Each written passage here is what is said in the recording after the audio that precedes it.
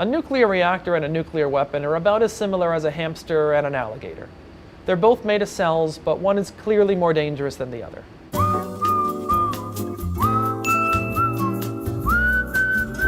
So the thing in common between nuclear weapons and nuclear reactors is they're both powered by fissile isotopes, like uranium-235 or plutonium-239.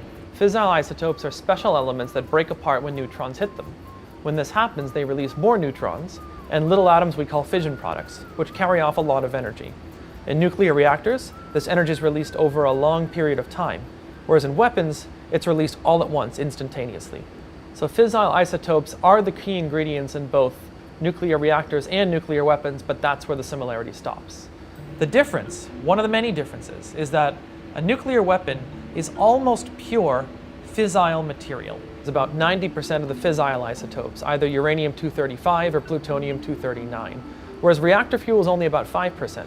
And just getting a bunch of uranium and plutonium together doesn't make a weapon. If you lit a block of uranium-235 on fire, it would burn chemically. There'd be a fire just like if you lit any other flammable material on fire, but it would not be a nuclear explosion.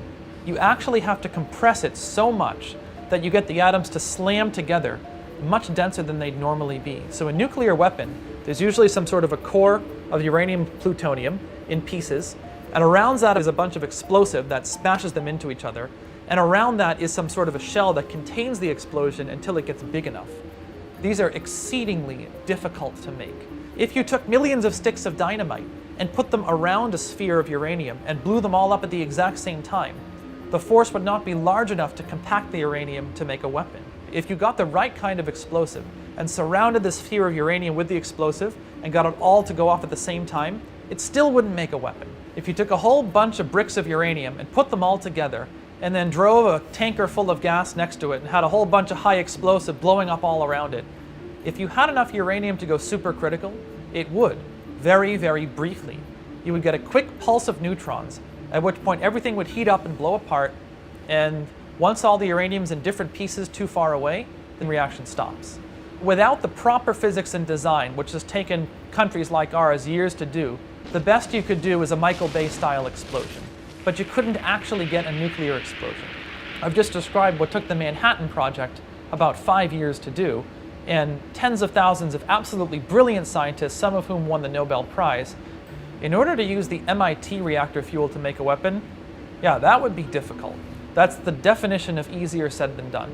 Not only would you have to figure out how to put the weapon together, but you'd have to physically get to the reactor's fuel, and that's basically impossible. The building is about 4 feet thick of rebar-enforced concrete that's actually been simulated to take a loaded plane crash, because that's one of the safety criteria for reactors in this country. You have to be able to fly a plane into it, and it shouldn't break apart. That doesn't even count the security inside the building, let alone the SWAT teams that would swarm the place if anyone even tried to break in. But let's say the terrorists got past all of that. Then they'd still have to get to the fuel itself, which is normally kept behind a lot of shielding to keep it safe so we can work with it.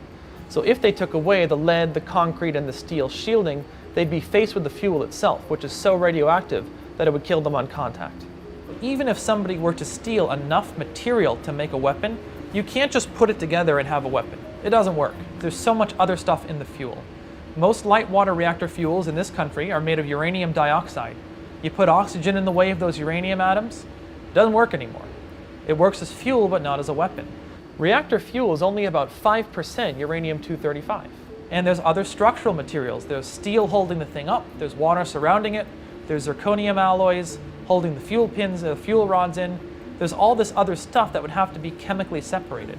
Another difference between reactors and weapons is the way the chain reaction is controlled. A reactor is a tightly controlled chain reaction with negative feedback, so if anything goes wrong, the reaction stops. A nuclear bomb is an uncontrolled chain reaction designed to get as hot as possible, as fast as possible. So when you hear the word chain reaction, you might automatically think of something that's out of control. But it's actually really hard to keep a reactor going. So let's say you had a certain number of uranium-235 atoms. Every time one of those uranium atoms splits apart, it gives off 2 or 3 neutrons, which could cause another uranium atom to split apart. But not every one does. Some of them leak out of the reactor and get absorbed by the shielding. Some of them get absorbed by other materials in the reactor. and some of them can get even captured by uranium-235 without inducing fission.